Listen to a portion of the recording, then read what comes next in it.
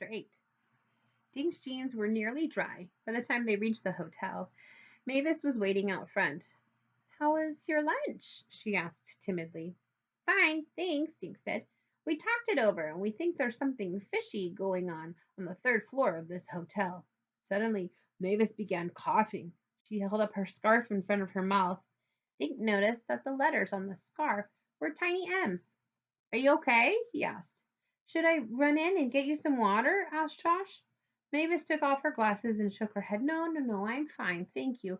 Dear me, I don't know what happened. Now, what were you saying about the third floor?" "We think Wallace Wallace may be up there," Ruth Rose said.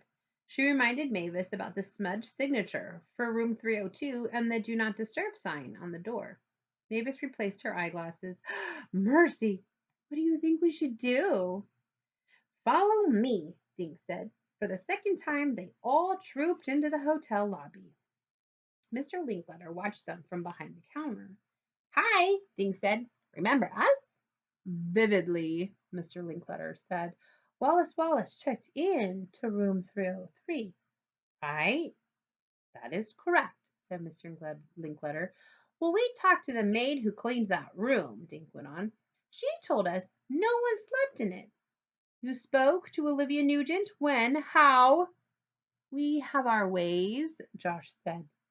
"So," Dink went on, "we think Wallace Wallace disappeared right here in this hotel."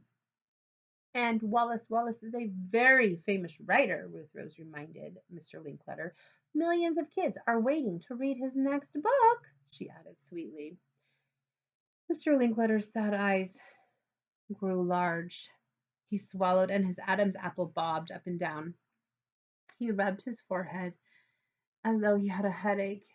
Then Dink told Mr. Linkletter about room 302.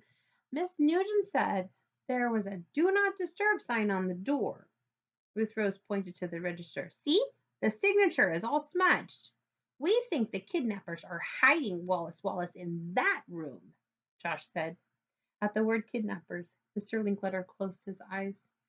He opened a drawer, took out a bottle of headache pills, and put one on his tongue.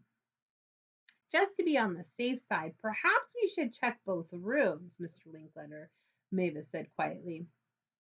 "It'll just take a minute," Dink said. Mr. Linkletter let out a big sigh. "Very well, but this is most unusual. Things run very smoothly at the Shangri-La." They all got into the elevator. No one spoke. Dink watched Mr. Linkletter jingling his bunch of keys. Mr. Linkletter kept his eyes on the little arrow telling them which floor they were on. The elevator door opened on the third floor. Mr. Linkletter unlocked room 303.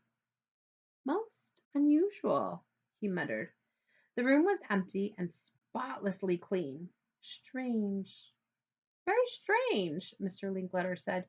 They moved to room 302, where a do not disturb sign still hung on the doorknob. Mr. Linkletter knocked. They all leaned toward the door. "Listen, I hear a voice," Josh said. "What's it saying?" Ruth Rose asked. Then they all heard it. The voice was muffled, but it was definitely yelling, "Help!